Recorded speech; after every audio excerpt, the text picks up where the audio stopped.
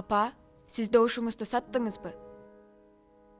Биздин айыл өкмөт менен депутаттыкка талапкерибиз сыйлашты. Ооба, бүгүн 5 жашпыз жана добуш бере албайбыз. Бирок добушун сатпастан татыктуу тандоо жасоо сизден жана өлкөдөгү бардык чоң адамдардан көз каранды. Сиз бүгүнкү күн тууралуу эле эмес, эртеңки күндү да ойлонушуңуз керек. Апа, 2005-ке бөлсө канча болот? 400. Эмне болду? Эгерде 5 жыл үчүн бир добуш 2000 сом турса, ал 400 сом болот. 400 сомду 365-ке бөлсөк, ошондо биз келечегибизде 1 сомго сатып атабызбы? Добуштарды сатып алуу шайлоочулардын чыныгы эркин бурмалайт.